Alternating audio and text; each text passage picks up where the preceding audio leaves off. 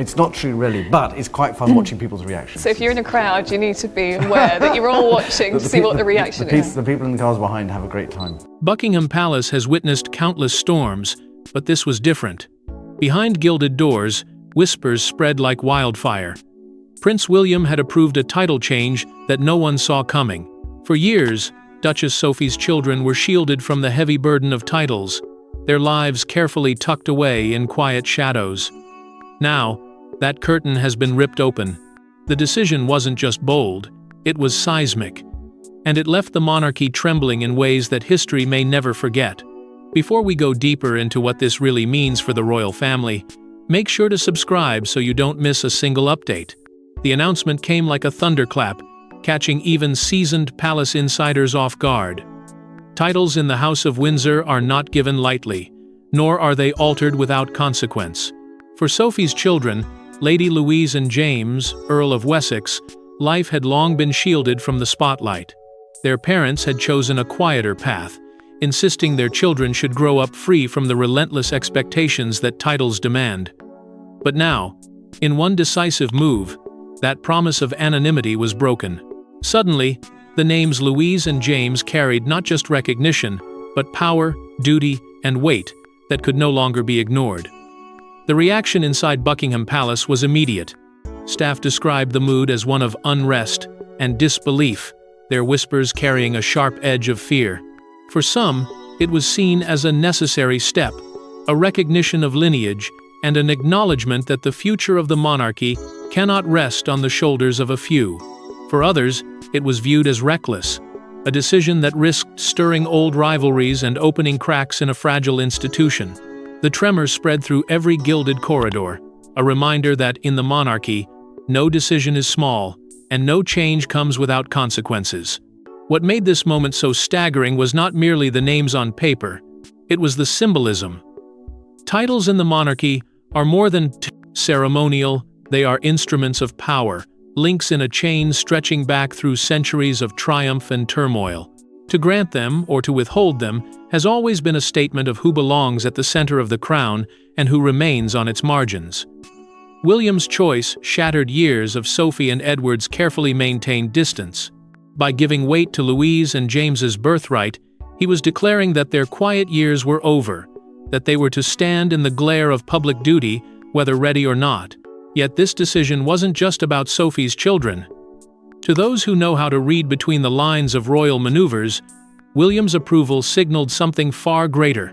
It was a break from the past, an assertion that he is not merely waiting for his turn on the throne, he is actively shaping the monarchy's future now. With Charles's reign already shadowed by frailty and uncertainty, William's hand in this matter showed a man unwilling to let the institution drift. He was willing to act, even if it meant sending shockwaves through the palace walls. And so, the question burned in the minds of courtiers and citizens alike. Why now? Why Sophie's children?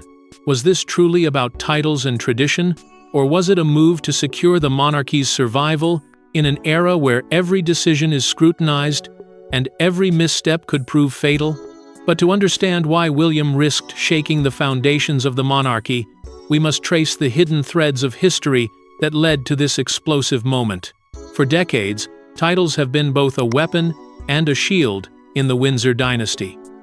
Duchess Sophie and Prince Edward once fought to keep their children free from the crushing weight of royal labels. But deep within palace corridors, debates raged.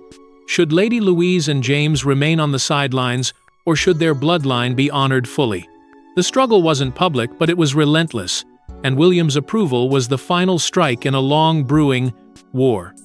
The story began with the 1,917 letters patent issued by King George V, a royal decree that determined who could hold the styles of prince and princess. By those rules, Louise and James had every right to their royal birthright. Yet, when the time came, Edward and Sophie chose otherwise. They believed a normal life, away from the suffocating gaze of the press, was worth more than ancient protocol. Their choice was praised by some as a refreshing act of parental protection, yet quietly criticized by others who saw it as a rejection of royal tradition. What seemed like a simple decision was, in truth, a fracture point that left its mark on Buckingham Palace for years to come. Palace insiders whispered of the divide this choice created. On one side stood the traditionalists, those who believed the monarchy's power lay in its unyielding adherence to titles, rank, and continuity. On the other were the modernists, who saw Sophie and Edward's decision as a step towards softening the monarchy's image and adapting to the demands of the 21st century. This tug-of-war wasn't loud, but it simmered beneath every conversation about the future of the crown. As the years passed, this unresolved question found its way to Prince William's shoulders. He inherited not just the role of heir to the throne, but also the impossible task of balancing history with survival. Every decision he made, every stance he took, was weighed not only against the expectations of the people but also against the legacy of those who came before him. And in this particular battle, the shadow of Queen Elizabeth II lingered heavily. For though she had passed, her influence remained a constant presence. Those who had known her closely spoke of her quiet but unwavering recognition of Sophie and Edward's loyalty and of her fondness for their children. It was a sentiment William could not ignore. When William approved the title change, it wasn't seen as a casual nod to protocol. It was the breaking of a deadlock that had haunted the royal household for decades. His decision was as much about securing the monarchy's endurance as it was about honoring a grandmother's silent wishes. The careful line Sophie and Edward had walked for years had been redrawn, and their children were now placed firmly in the spotlight. For the monarchy, this was a revelation that changed the very balance of power. A once private choice had been overturned by the heir to the throne, transforming two young Windsors from shadows into symbols. It was not just a matter of technical rights, it was a move that exposed the monarchy's deepest struggle between the suffocating weight of tradition and the desperate need for renewal. Yet this wasn't merely a debate about technical rights. It was a story drenched in emotion, family bonds, and hidden loyalties. And at its center stood Duchess Sophie herself. She was the royal in-law who never chased headlines, the quiet figure who stood beside a scandal-free husband. But behind Sophie's calm smile lay a silent battle. To protect her children from the suffocating glare of the crown, she won for years until William's decree shattered her shield. Was this a betrayal of her wishes, or the ultimate recognition of her family's loyalty? The answer carries both heartbreak and triumph. From the beginning, Sophie's role within the monarchy was unlike most who married into the family. She did not arrive with the ambition of a social climber or the desperation of someone seeking power. She arrived with quiet resilience. Her bond with Queen Elizabeth II grew stronger with each passing year, until those closest to the late monarch referred to Sophie as her second daughter. It was not a title of ceremony, but of affection and acknowledgement of trust that placed her in rare company. Where others faltered or clashed with the Queen, Sophie stood firm, embodying loyalty and dignity that the institution desperately needed. Her record spoke louder than any headline. In a family where scandal had often tainted reputations, Sophie and Edward kept themselves unblemished. She dedicated herself to service, often away from cameras, committing to charities, causes, and engagements that never demanded the spotlight. This silence was her strength. She built a reputation as dependable, grounded, and wholly different from the drama that seemed to engulf the royal household in other corners. Yet her quiet determination carried a personal mission: to raise Lady Louise and James free from the suffocating demands of royal life. For Sophie, the titles were not blessings, they were chains. Every choice she and Edward made was rooted in this belief. Their children attended regular schools, played with little public intrusion, and were kept far from the burning intensity of the media. It was a rare freedom in a family where privacy was almost impossible. To Sophie, this was her greatest achievement, creating a world where her children could breathe without feeling the weight of the crown pressing down upon them. But William's decision to approve their title change marked an end to that carefully guarded peace. In one stroke, her years of protection had been undone. The move reframed Sophie's legacy entirely. She was no longer just Edward's wife, a dutiful duchess content to stand on the sidelines. William's decision elevated her by proxy, making her the matriarch of a new royal line. Suddenly, Her children were no longer bystanders in the monarchy's story, but active participants in its survival. For Sophie, this was both an honor and a wound. On one hand, it signaled respect, recognition of her unwavering loyalty, and the service she had quietly given for decades. On the other, it meant losing what she valued most, the private world she had fought to give her children. The media descended on this narrative with ferocity. Headlines painted Sophie as the quiet power behind the palace walls, the woman who had avoided scandal only to find herself at the center of transformation. Her years of silence were now rewritten as strength, her protective instincts reframed as the groundwork for a dynasty reborn. Yet beneath the praise, Sophie carried the ache of knowing her children's lives could never return to what they once were. The shield she had built, brick by brick, had been taken apart by the very future king she had supported. But if Sophie's heart carried conflict, her children's destinies had just been rewritten, and their futures suddenly became entangled with the monarchy's survival. For years, Lady Louise Windsor walked unseen, a royal ghost rarely captured in headlines. But now, her name burns with historic weight. William's decree transformed her from a quiet student to a princess bound by duty. And her choices from university life to honoring her grandfather Philip's legacy suddenly look less like hobbies and more like rehearsals for destiny. Lady Louise had been raised in the shadows, carefully shielded by parents who valued privacy over prestige. Her childhood was marked by deliberate simplicity, far from the blinding glare that consumed her cousins, William and Harry. Bagshot Park became her sanctuary, a place where she could grow without the weight of constant expectation pressing against her every move. This careful upbringing allowed her to live as close to an ordinary girl as any Windsor ever could, but fate had other plans. With William's approval of her title, the protective walls that Sophie and Edward built around their daughter crumbled, and Louise was thrust into the world her parents tried to keep her from. What sets Louise apart is not merely her new recognition, but the threads of legacy she carries with her. Above all, her bond with Prince Philip remains one of the defining forces of her life. Their shared passion for carriage driving was no mere pastime. It was a symbol of continuity. The late Duke of Edinburgh, a man whose influence on the monarchy spanned decades, passed that torch directly to her. Every competition she entered, every moment she gripped the reins, was a visible echo of her grandfather's strength. With her new title, that connection takes on an almost prophetic weight, as though Philip had quietly prepared her to step into a role far larger than anyone anticipated. And then there are her education choices that seem, in hindsight, like a whisper of destiny. By enrolling at the University of St. Andrews, Lady Louise stepped into the very halls where Prince William and Catherine's love story first began. The symbolism was not lost on the public. Comparisons swirled immediately. Would Louise, too, emerge from St. Andrews as a royal whose life changed forever? Though her years there were marked by privacy and calm, the setting itself wrapped her story in layers of royal foreshadowing, reminding Britain that history has a way of repeating itself in the most unexpected of ways. The public has always regarded Louise as the Windsor family's hidden jewel, someone untouched by scandal and seemingly unaware of her own potential power. Now, with William's decree, she is no longer invisible. She is suddenly cast as one of the monarchy's most promising young faces, a figure of quiet strength whose story resonates with echoes of the past. To many, her combination of humility, tradition, and determination mirrors qualities once seen in Princess Diana.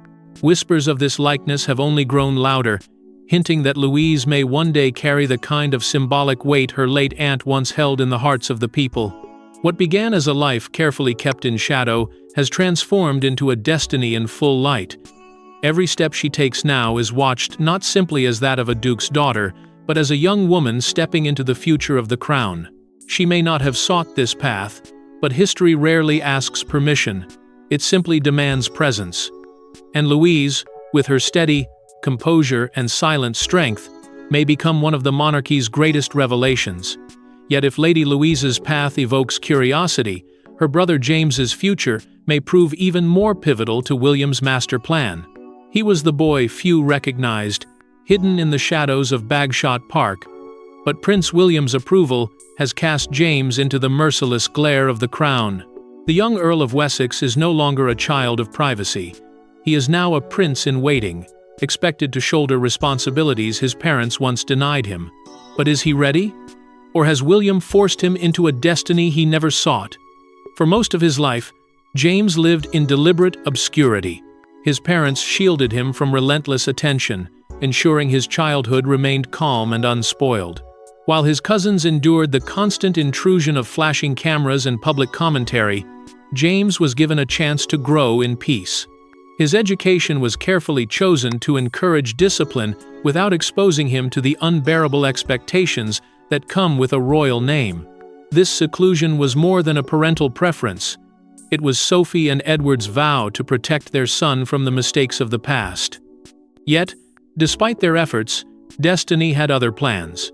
The world first caught a glimpse of what James might one day represent during Queen Elizabeth II's funeral.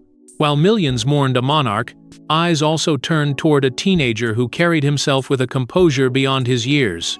It was his first true step into the duties of royalty, a symbolic moment where childhood gave way to responsibility.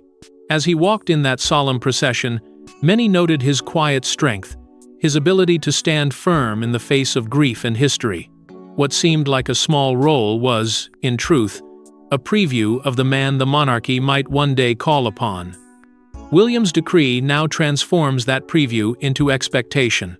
With his title elevated and his name tied directly to the crown, James is suddenly thrust into a world where every move matters. He is not simply the Earl of Wessex anymore. He is positioned as a Windsor who carries the potential to fill the widening gaps left by others who have stepped away or fallen from grace.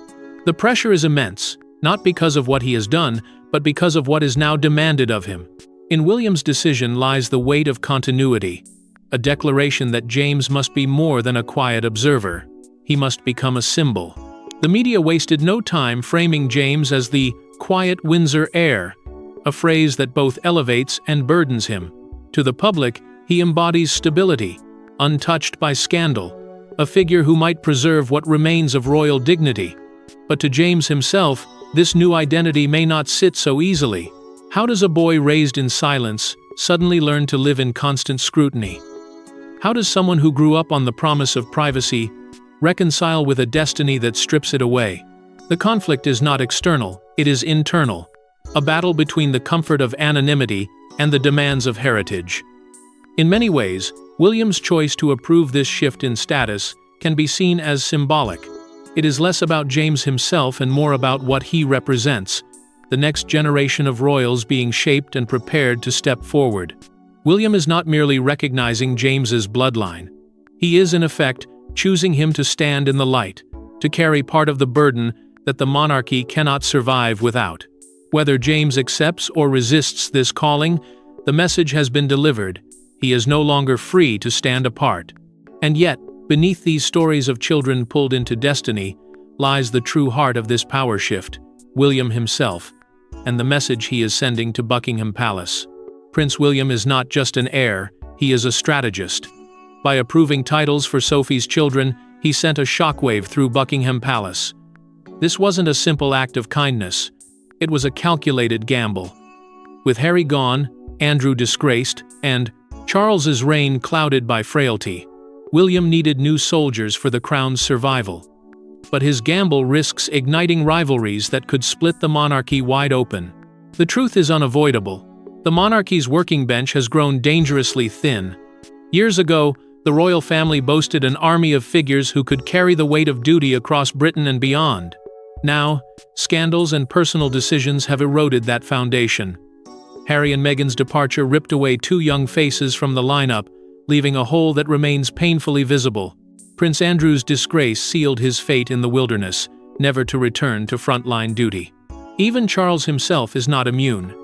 His reign has already been overshadowed by whispers of fragility, doubts that he can endure long enough to secure stability. Into this vacuum stepped William, determined to craft a future that doesn't collapse under the weight of absence.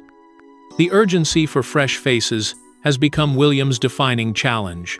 He knows that without a new generation of royals stepping forward, the institution will wither. And so, He turned not to outsiders or untested cousins, but to the one family whose reputation has remained unsullied: Edward, Sophie, and their children. In Sophie's household, William saw opportunity. Young royals raised with discipline, free of scandal, untouched by the circus that follows Harry, and capable of being molded into figures the crown can rely upon. Approving their title change was more than recognition. It was recruitment. It was William signaling that the next chapter of the monarchy would not be written by scandal, but by carefully chosen allies. Yet, there is another layer to this gamble, one far more dangerous. In Palace Whispers, William's move is described as quiet defiance, a pushback against Camilla's growing influence. Since Charles's coronation, Camilla's role has expanded in ways that many never anticipated. For some, her shadow over palace affairs feels too strong, too dominant. William's decision to elevate Sophie's children may well be his way of building a counterbalance, strengthening one branch of the family to curb another. By aligning himself with Sophie, a woman loved by the late Queen and respected by the public, William signals not only his vision for the future, but his refusal to let Camilla's influence go unchecked. But strategy is never without risk. Some insiders whisper that William has overstepped, that as heir, he treads dangerously close to undermining his father's reign. Approving a title change, however symbolic, is seen by some as staking a claim to authority that should belong only to the reigning monarch. The palace thrives on hierarchy, on deference to the crown in power. William's boldness, while admired by some, has unsettled others who fear it, reveals a restless impatience and an heir unwilling to wait his turn. The foreshadowing cannot be ignored. By shaping the monarchy now, William reveals himself as a king in waiting, who is already laying foundations for his rule. It is a move that secures the future, but risks destabilizing the present. And in a palace where rivalries are never forgotten, one decision has the power to either cement unity or spark fractures that could outlast him. The answer lies in the tremors inside Buckingham Palace itself, where allies and enemies scramble to interpret this audacious move. When the news broke, Buckingham Palace did not stand united. Behind the closed curtains, voices clashed. Some praised William's foresight, while others whispered of arrogance and betrayal.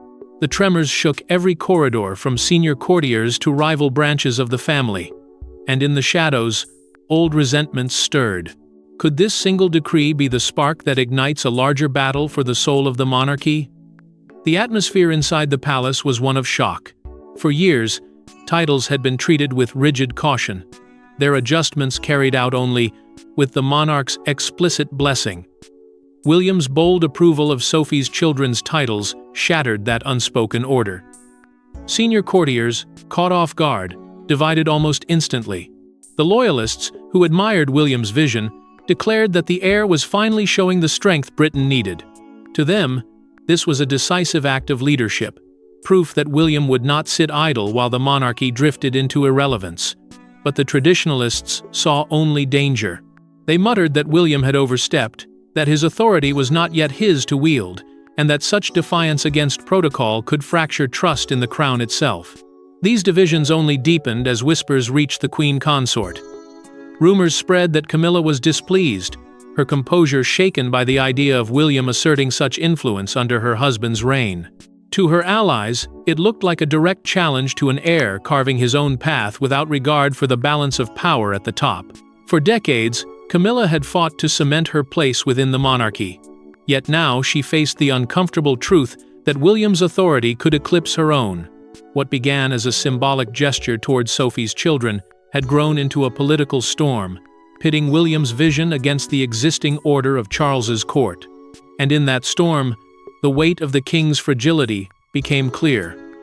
Charles's reign, already watched with unease, now stood in William's shadow. Every move the heir made seemed to signal the dawn of a new era, one that might arrive sooner than anyone had anticipated. Some courtiers whispered of tension between father and son, subtle but undeniable, while others feared that William's eagerness might be interpreted as impatience with the crown that still rested on his father's head. In the age-old institution of monarchy, even the suggestion of discord between sovereign and heir is enough to rattle its foundations. Meanwhile, outside the palace, the press descended like hawks. Headlines screamed of division, of rivalries, of a monarchy caught between loyalty and rebellion. Every leaked word, every anonymous comment fed into a narrative of turbulence at the heart of the crown. The people were no longer just watching the royal family, they were debating it in pubs, offices, and living rooms. Some admired William's decisiveness, others questioned his motives. The frenzy of speculation turned a private decision into a public drama, fueling the sense that Buckingham Palace was teetering on the edge of a deeper confrontation. The foreshadowing was impossible to ignore. William's boldness had lit a fire that could spread in two directions, toward renewed loyalty or toward dangerous rebellion. His decision was no longer just about Sophie's children, it was about whether the monarchy could adapt without tearing itself apart. But beyond palace walls, the true power of this move is revealed in the hearts of the people and the storm brewing across the nation. From pubs in London to markets in Edinburgh, Britain buzzed with disbelief. Prince William's approval of new titles wasn't just a family affair, it was a national drama. Some cheered the rise of Sophie's children, seeing fresh hope for the monarchy's future.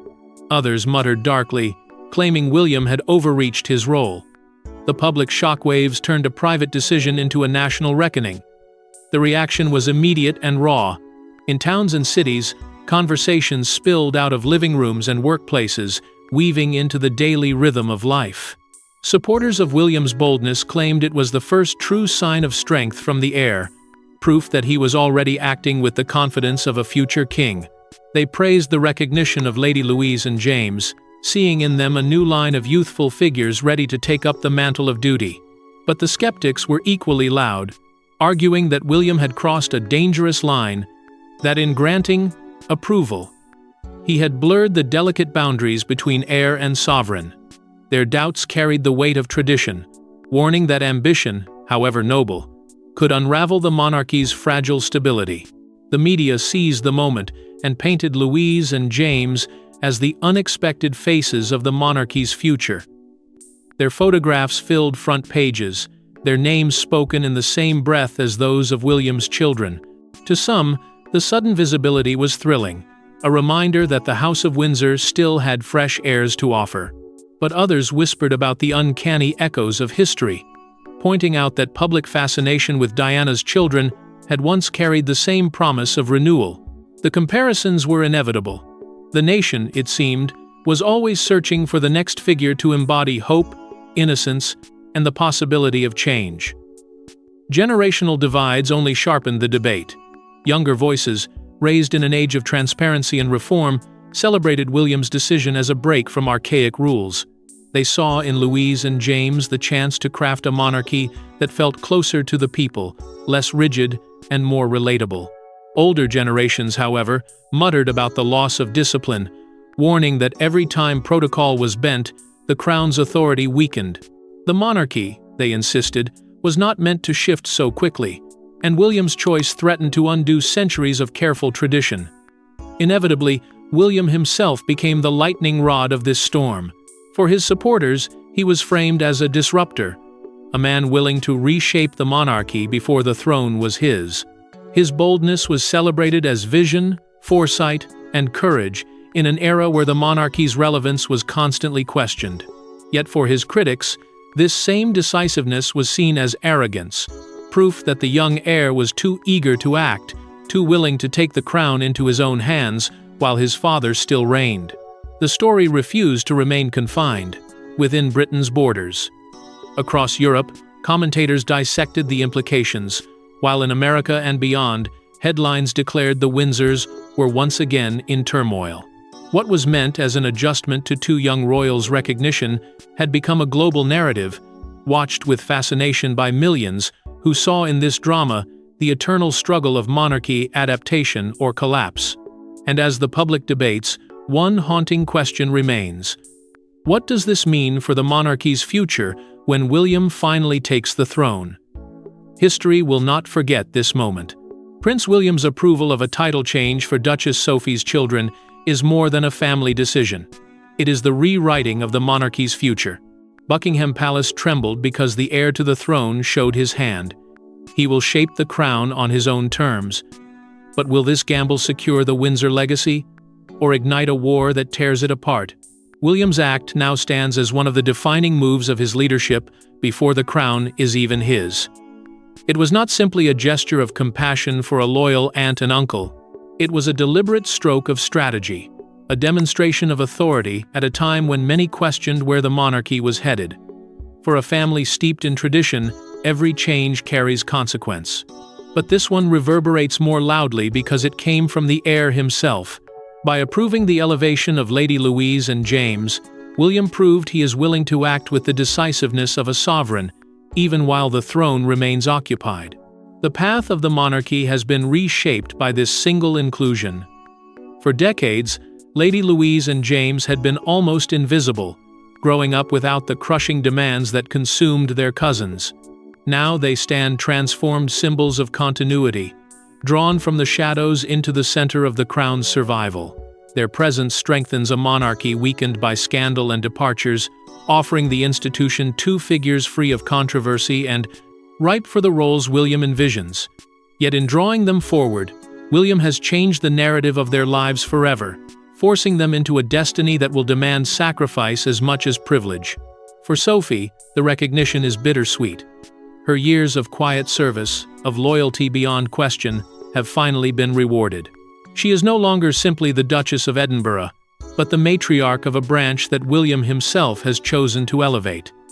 Yet the reward came at a cost. The privacy she fought so hard to preserve for her children is gone. What she sought to shield them from is now the very future they must embrace. In Sophie's triumph lies sorrow, a reminder that in the monarchy, no gift comes without a price. And what of Charles?